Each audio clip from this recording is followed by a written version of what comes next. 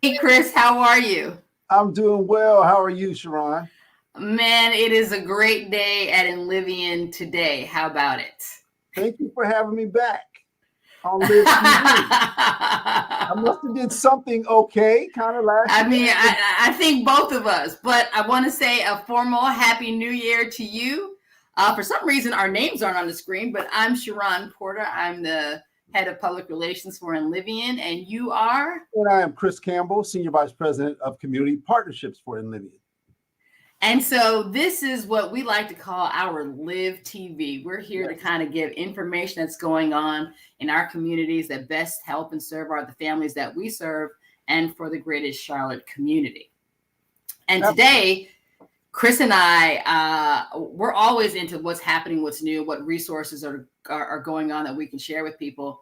And today we've got Mecklenburg County Library. Chris, you told me about these folks. Yeah, I love being able to discover new and exciting, innovative services and programs out there in the community. And everyone knows Mecklenburg County Library, but a lot of people may not know about their mobile library initiative. So we're really excited to introduce this maybe to a lot of people that this is a service that's here and you can't beat a library on wheels, right? You cannot. So without further ado, let's bring in our new friend, Mr. Saul Hernandez. Saul, how Hello, are you? everyone. Thank y'all for having me here today. I'm doing well. I'm out here aboard the mobile library now, just kind of trying to stake off the humidity, but we're out here doing the thing, and I'm really thankful for the time that you're sharing with us today. Oh, Saul, we are super excited to have you.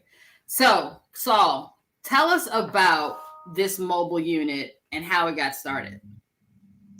Well, we're always looking to develop the best ways to deliver services to our customers. And a couple of years ago, a little longer than a couple of years ago now, I believe it was back in 2019, we recognized that we have this great opportunity to develop a new outreach tool and bring it to Mecklenburg County.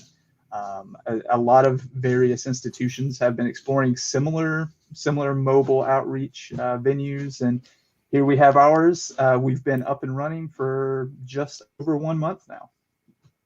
Well, first of all, Okay. congratulations. Yeah, that's awesome. Congratulations. I know it's not easy because you're out in the elements. So thank you for hanging in there with us as we have this rainy day in the Queen City. But so, Saul, can you tell us what can people expect when the mobile unit rolls up? What's some of the things they should look for? They should look for open arms. That's the first thing they should look for, Nice, Chris. No, nice. we really want people to expect whatever it is that they hope to see in their community that the library can provide. So we have books on board, we have movies on board, we have graphic novels and comic books, which are highly popular. So make sure to come earlier rather than later if you want to check out some graphic novels. We have audiobooks for people who might be experiencing visual impairments. We have large print books for people who need a little larger print or maybe just like reading at a cozier font size. After you're reading all day at 11 point font, that 14, 16 point font really gives your eyes a nice rest. We have a broadband signal that we broadcast wherever we are with the mobile library. So anytime you see the mobile library in your community, know that you have access to high speed internet. You can pull out your device, connect immediately, and begin browsing the web. We also really wants to provide people the resources that they're looking for in their community through programming. So we want to connect to people and learn what sorts of programs they'd be interested in having in their community. For some people, this might be a story time program. Other people, this might be a workforce development program. We have so many options that what you should expect when you see the mobile library that we're going to do everything we can to provide a service that's going to fit your need. So you're actually on the mobile library right now, right? That is correct. I'm on the mobile library right this moment. Can we check it out? Can you give us a little tour? I would love to do that. So I'm gonna do this very slowly so we don't get too nauseate anyone. We have our beautiful little lunch station in the back. And here's a sneak peek of the mobile library with all of our beautiful books and movies on board. You'll also see that we have some great lighting. My coworker Howie in the rear enjoying his lunch break right now. Uh-huh. And we also have some features on the roof back there to keep us comfortable, such as AC, and keep us safe, such as our beautiful air filtration unit that we have. Okay. So let me just ask, how many books are on the mobile library, and how do you choose them? So we have a selection team that came together last year. We knew where we wanted to go in the community, and we knew the broad strokes of what people would want. And using that information, we brought together selectors from across the library system. We sat down and connected over ideas over what's popular in this community, around this area, around this library. Let's make sure we get some of those on board. We also recognize that we have people who speak other languages throughout Mecklenburg County, myself included. And we have a healthy selection of Spanish language materials on board. And of course, if there are ever any people in a community who are looking for collection items in their language, all we need is that information. It might take a little while, but we will do everything we can to connect people to what it is that they're looking for. That's awesome, Saul. So, it's you mentioned the air filtration system, and I see that you have on a mask.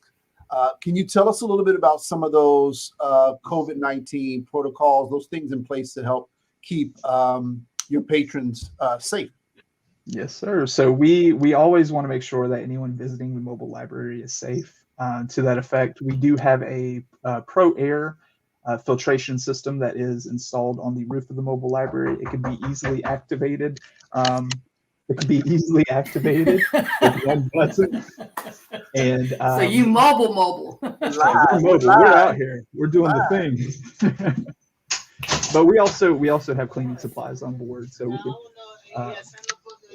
That's okay. That's all right. That's okay. So wait, yes. Saul, where are you now? We are currently at a Family Dollar near Lynn Street, near Ravenwood Hills Apartments. We're on a little bit of a break right now, so sometimes you'll see the mobile library parked in a random looking location. Typically, that's us holding up shop and trying to get some food, a little bit of rest, try to catch up on a couple emails before we head out to our next stop. Yeah. So who would enjoy the mobile unit? Quite a few people. As you see, we have people who knock on the doors on a regular basis, but all ages would enjoy the mobile library. We have that's one of the common misconceptions I get from people is they believe that it's items for children on the mobile library, but we have items for all ages. Again, we have items in at least 2 languages, and we have items for people who are looking to connect to library resources but might have some handicaps that they're looking to overcome. That's great, Saul. It's so great to have the opportunity to have these type of things in the community. But from the library's perspective, can you talk about why this is such an important initiative to have in our communities?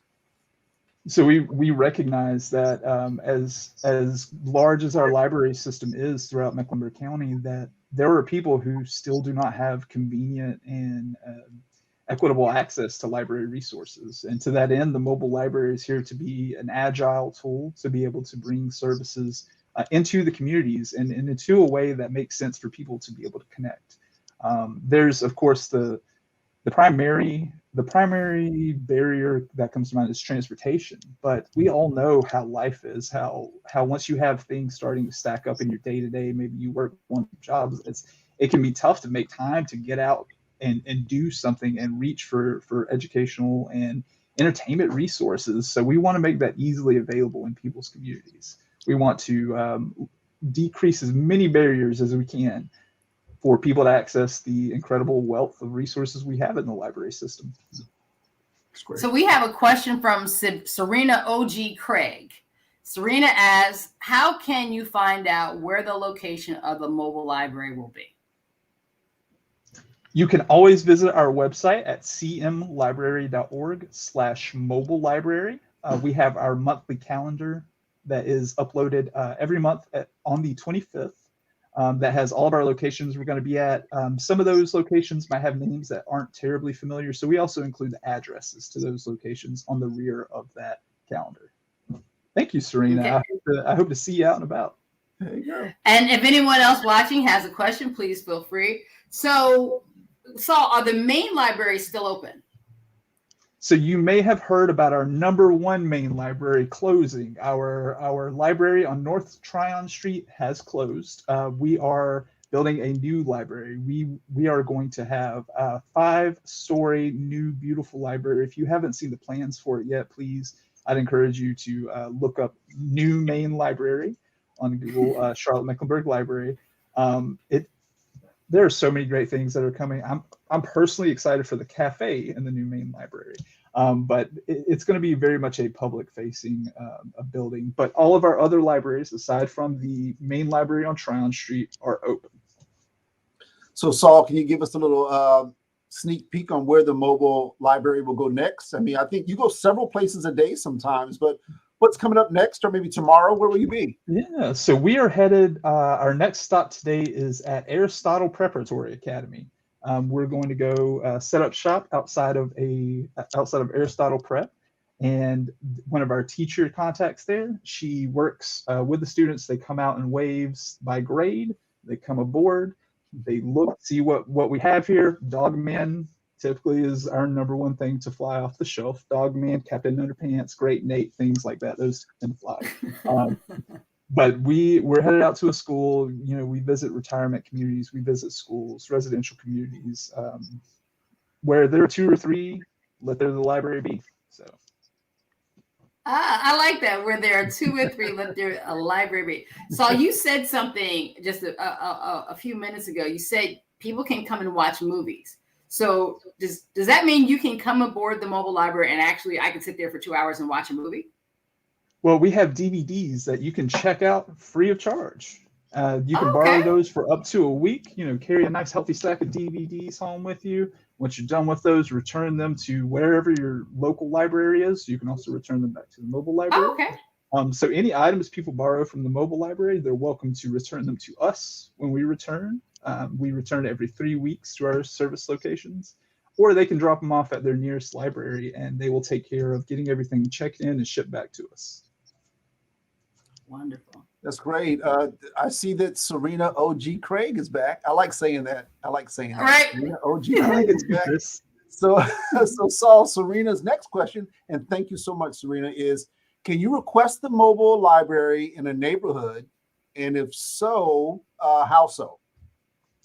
Yes, that is an excellent question, Serena. On that same webpage, on cmlibrary.org/mobile library, when you visit that webpage, somewhere near the bottom of that page, you should see a button for a request form. Fill out all the information on that request form. That gets sent to me and my team. We have weekly meetings where we look at, okay, so you know we're 90% at capacity. Where can we get a little closer to 95%? Maybe plug in a date here and there. So it's always better to have that information earlier rather than later. So I would encourage you, if you're interested in the mobile library, visiting your community, again, that's cmlibrary.org/mobile library. Fill out the information on our request form, and someone from the team will be reaching out to you. All right. Thank you. Thanks, Saul. Thank you, Serena. If you got any more questions, let's get them in before Saul leaves. Our last question for you is, how can we follow the mobile unit on social media? I would encourage you to follow our Facebook, our Twitter, and Instagram profiles at CM Library. We have some really great content that's on there. I'm personally a fan of the at CML Teens _teens, I believe is the Instagram handle. They make a lot of really great content, a lot of great book recommendations, a lot of great programs for make and takes. They'll teach you how to do little fun things at home if you're looking to maybe learn a new skill, but just have your phone and a little bit of free time. Oh, that is cool. Well, Saul, it has been an absolute pleasure having you here on our show today. Thank you for all the resources. I now know that I can come out and just come to you to get a DVD or an audiobook. That's pretty cool. Right. I like that. And then, congratulations to all that you all are doing over there. Thank you. And when you see MoLi on the road, when you see the mobile library on the road, just toss us a wave and look for us next time. Come aboard. Oh, that's her name. That's the name, MoLi. MoLi, that's right. Actually, let's see if I can do this gracefully. Okay, meet MoLi. Hashtag meet MoLi. Meet MoLi. That's right. That's great, Saul. And Teron, let me tell you, the same energy you get from Saul now is the same energy you get when you see him in person. I mean, him and Howie, they're fantastic. So I encourage people, if you see it, like I said, say hello, check them out. It's a great initiative. And Saul, again, thank you again. Thank you, Chris. Thank you so much, guys. Yep. Well, it's been a pleasure, and continue to check us out. We'll always have great information coming up here on Live TV. Thank you, guys. Thank you.